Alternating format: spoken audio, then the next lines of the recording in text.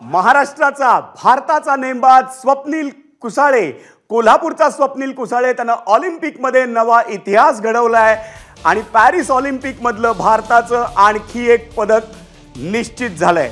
Paris ऑलिम्पिकमध्ये महाराष्ट्राची खऱ्या अर्थानं मान उंचावली आहे कोल्हापूरच्या या पठ्ठ्यानं, ज्याचं नाव आहे स्वप्नील कुसाळे।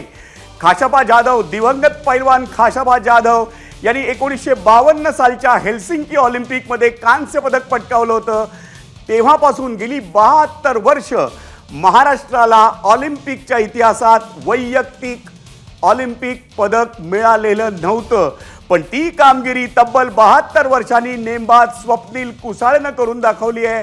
1952 साली साताऱ्याच्या खाशाबा जाधवांनी भारताला कांस्य पदक मिळवून दिलं होतं आणि आता ऑलिम्पिक पदकांच्या शर्यतीत निश्चित करणारा की मला आता पदक मिळणार आहे तो स्वप्नील कुसाळे हा कोल्हापूरच्या कांबळवाडीचा नेमबाज। कोल्हापूरची कांबळवाडी, सुरेश आणि अनिता, आई आणि वडील आपण पाहतोय।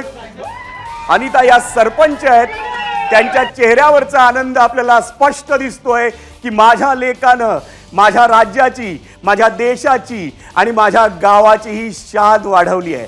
खूप मोठी कामगिरी बजावली आहे स्वप्नील कुसाळेनं आणि ही थेट दृश्य आपल्यासाठी एबीपी माझाच्या स्क्रीनवर घेऊन आलाय तो माझा सहकारी विजय केसरकर।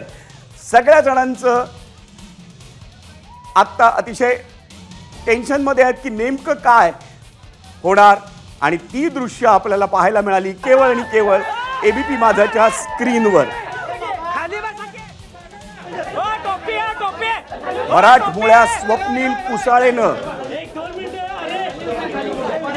पॅरिस ऑलिम्पिकमध्ये महाराष्ट्राची, भारताची मान उंचावली आहे। एबीपी माझा, उघडा डोळे बघा नीट।